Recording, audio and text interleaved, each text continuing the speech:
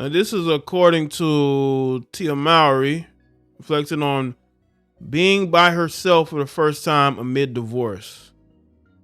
I've always been next to somebody, right? So Tia Mowry is standing tall on her own 2 feet. The actress is opening up about embracing her independence after announcing her divorce from Corey Hardwick in October. I've always been next to someone, she told E! News. I've always had my sister side by side next to me, and this is the first time I've ever been by myself. She continued, and so I'm really learning about myself, loving on myself, and being optimistic and positive. Life is short, so just focus on the positive. So things weren't good with your husband. See, this is the problem. It's too many of these women, these older women, that want to live like these single women. Like Tia Mowry wants to be. She wants to be Ashanti. She wants to be out here flaunting herself and getting attention. I just don't know why. But I guess her feelings matter. I mean, Corey made a vow to marry you, to be with you, and he's kept that vow. It's you that wants to break that. I bet she was the one probably giving him ultimatums, telling him how much she wants to get married, and he went along with it. Only for her to then say, you know what, I'm tired of marriage. I want to go out here and have fun. But what about him? He could be saying, I want to go out there and have fun too. Now, he could be saying that. The Sister alum also shared her advice for moving on after a breakup. I would say just love yourself. She shared self-love is the most important thing. Spend time with yourself. Have grace with yourself. And in November, the Title for You by Tia CEO opened up to people about how she is practicing self-care. Self-care. Well, what about your family care? Does your family care matter? Mowry said all about just really taking the time to tap in and take care of myself through mediation, through affirmations, going to therapy, and really continuing to work on myself and grow. I always say chase the joy.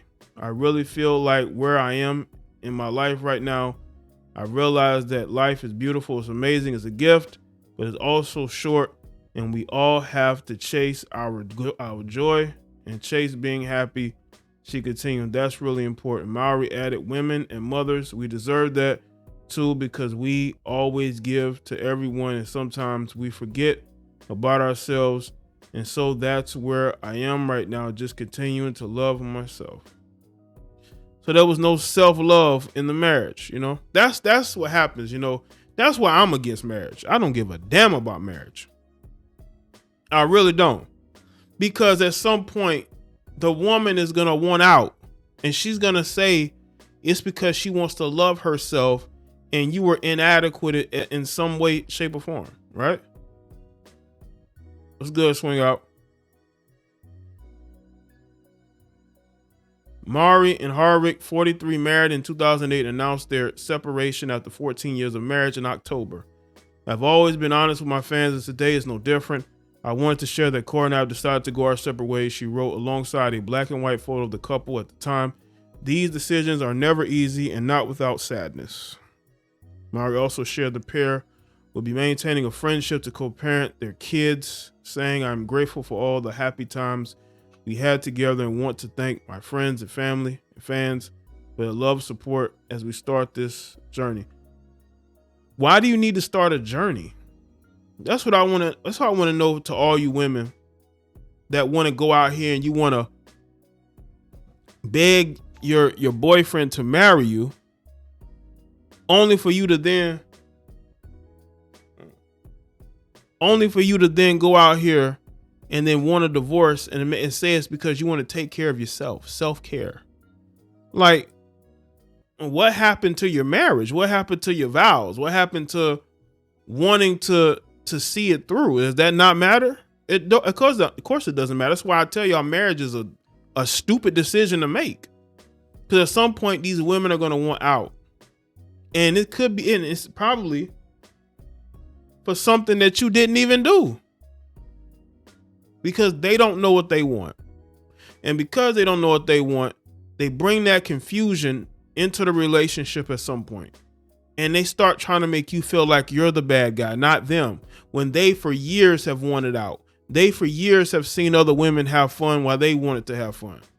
Shout out to Swing Out. The average black marriage lasts 5 years. You said that. Is that true? Is that a true statistic? If that is, it's a sign of the times, man. Black people, we don't like each other, man. You got black heifers that don't like black men, and you got black men that only want to screw black heifers. That's where we at. This is really the love is gone. The love has gone, mostly. Like, we have animosity towards each other. Even when women get the dudes they want, they still unhappy. What does that tell you? These women will still get the men they want, and they'll still be unhappy. They'll get the lifestyle they want, they still unhappy. Why are you unhappy? What is it now? That's where we at. What is it now? It's because they're never happy and they're never satisfied. There's nothing that we can do to help that. That's why we got to continue to tell them when it comes to marriage, we ain't doing it. You know, you can't talk me into something that you're going to want to walk away from, because that's exactly what happens. That's exactly what happens. So I would tell a lot of you, man, instead of marrying a lot of these women, it'd probably be in your best interest to not do it, because at some point she's going to get tired of it and she's going to want out. And I wouldn't want to be in that situation. I really wouldn't. I wouldn't want to be in a situation where I'm with a woman who was willing to be in this marriage, but at some point she preferred to be in these streets. She preferred to go out here and make a fool of herself, because she's making a fool of herself. Like, she kind of is, because she's a very awkward woman. She's trying hard to be sexy, and it's like, what is this for? You know? Do you think another man is going to marry you? Look how you're treating your first husband.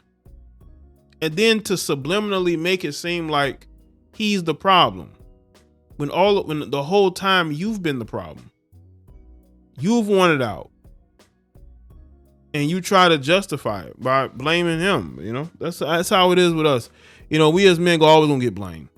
Like, we're always gonna get the blame. Always.